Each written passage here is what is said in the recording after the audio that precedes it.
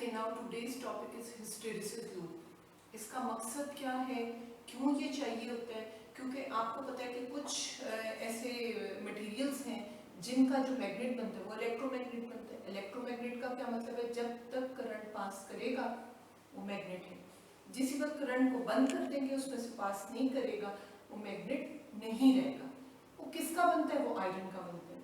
ये जो आप दूसरे मैग्नेट यूज करते हैं, जो कि परमानेंट मैग्नेट यूज करते हैं, वो स्टील के बनते हैं। कैसे पता चलता है, क्या वजह है कि वो स्टील के बनते हैं और वो आयरन के बनते हैं?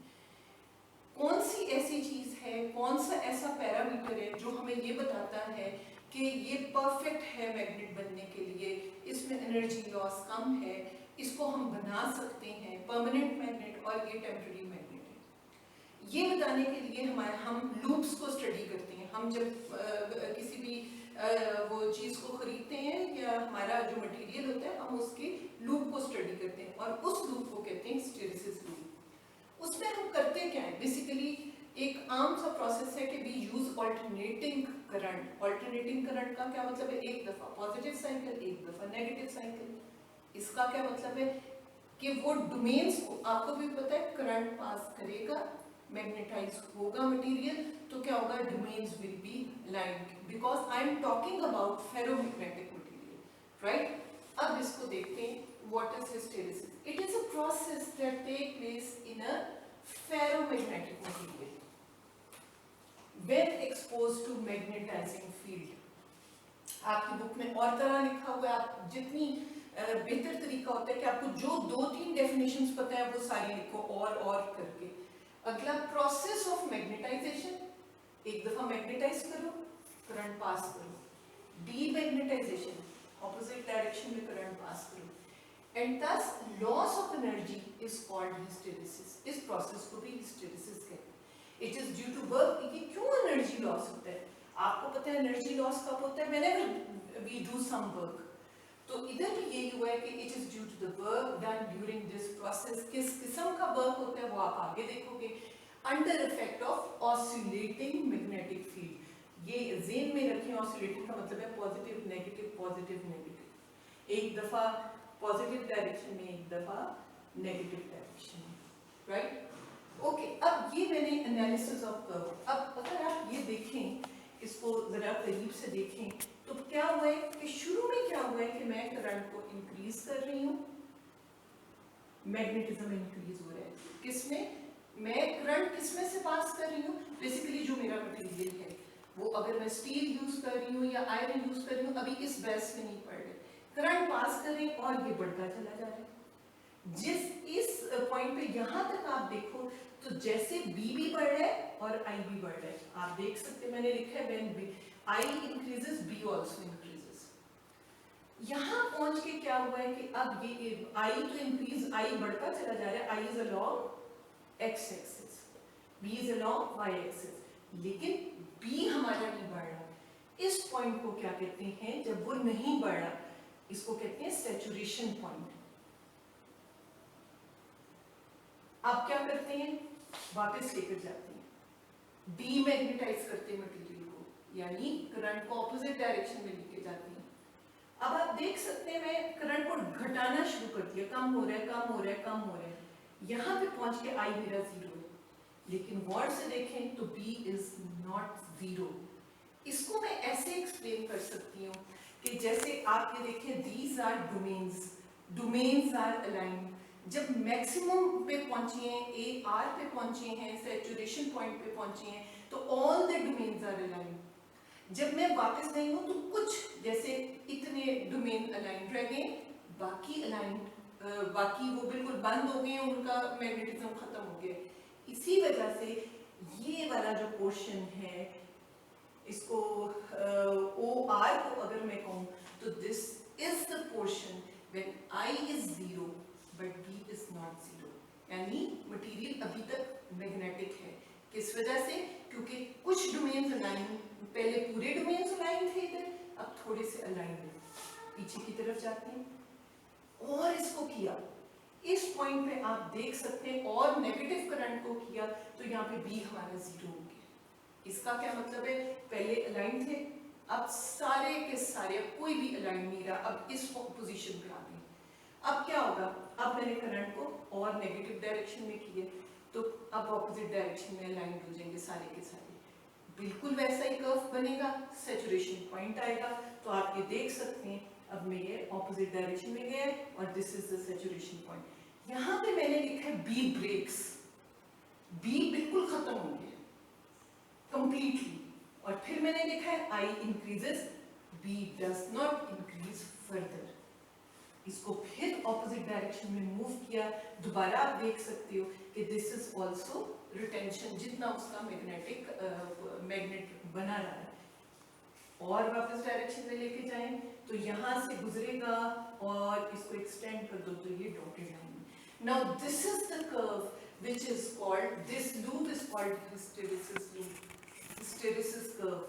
अब इसको एनालिसिस का आप देखो, मैंने एनालिसिस का नाम दिया कि initially I increases, B also increases, but then I increases, B does not increase this point, ये जो आपका है A point, saturation point, मैं इधर लिख देती हूँ point A, meaning still 100 domains are aligned। ये मैंने एग्जांपल दिए कि अगर सपोज पहले 200 थे, 200 में से 100 अभी भी अलाइंड है, क्यों? क्योंकि B does not become 0, thus B is still retained। इसीलिए इसको कहते हैं रिटेंशन या रिटेंटिविटी, ये वाला जो पोर्शन है कर्व का। Apply I in opposite direction, opposite direction में मैंने मूव किया, again same shape of curve is repeated। अब ये जो आपकी बुक में पॉइंट्स दिए हुए यानी सैचुरेशन पॉइंट, अब मेरा ख्याल है बहुत अच्छी तरह समझ आ जाता है। मैग्नेटिक फ्लक्स डेंसिटी का नाम इसको दे दिया उन्होंने, increases from 0 reaches a maximum value at this stage material is fully saturated, right? और ये मैंने फिगर बनाई है, all domains are aligned। Remanence, value of magnetic field that remains in ferromagnetic material when current is 0, ये वाला portion, ये retentivity। Coercivity is that value of I when increased in opposite direction which will make retained B 0, ये वाला, ये portion, इसको coercivity कहते हैं।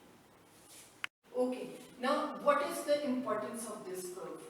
क्या इसका मकसद है? जैसे मैंने शुरू में आपको कहा था, किसी भी मटेरियल को हमने देखना हो कि ये अच्छा मैग्नेट बन सकता है, ये परमानेंट बन सकता है, हमें ये लूप चाहिए होता है। तो इसकी इंपॉर्टेंस ये है कि जो area of the curve is equal to dimension of work done in process of magnetization and demagnetization. Area की डेफिनेशन आपको पता है, जैसे ये मैंने बनाया है, ठीक है, इसके अंदर दिस इज द एरिया, ये सारा एरिया, ये हमें ये बताता है। It is the measure of energy, ये हमें ये बताता है कितनी एनर्जी दरकार है किसको, मटेरियल को मैग्नेटाइज करने के लिए, needed to magnetize and demagnetize the specimen during each cycle of magnetizing current. It is energy required to do work against friction of domains। आगे मैंने hysteresis loss की definition लिख दी है। It is the work done against friction dissipated as heat।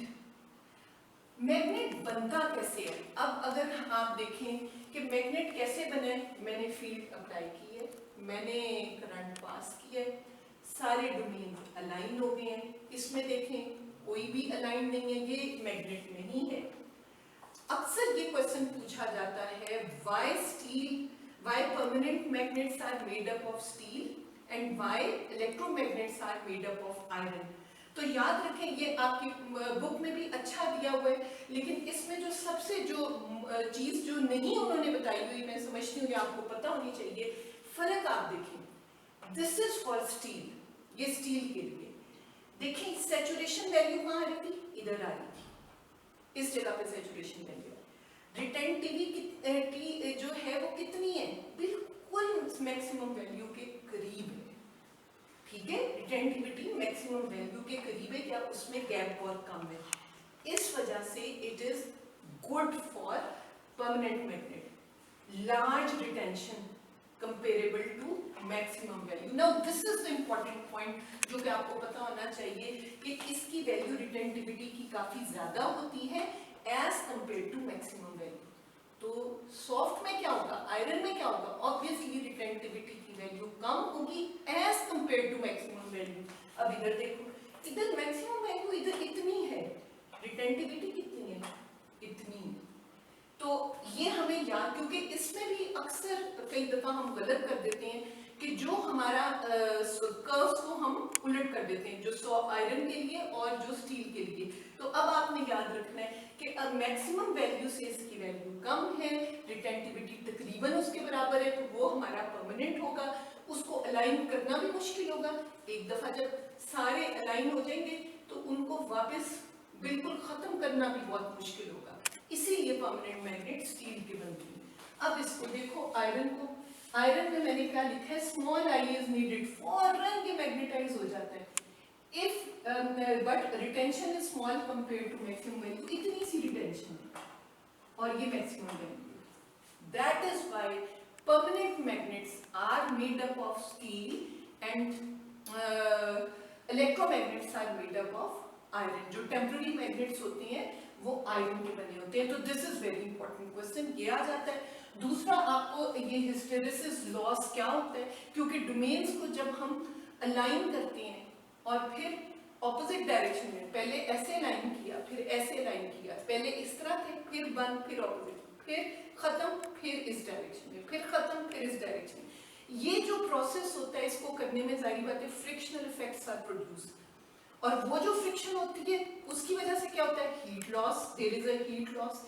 और heat loss क्या है, basically it is useless. तो जिसमें भी हीट लॉस ज्यादा होगा, डिसिपेशन ऑफ एनर्जी ज्यादा होगी, उस चीज को हम यूज नहीं करेंगे, क्योंकि वो हमारा बहुत ज्यादा उसमें लॉस होता है, और जो कि जिसको हम इरिवर्सिबल प्रोसेस है, right. So this is all about hysteresis loop.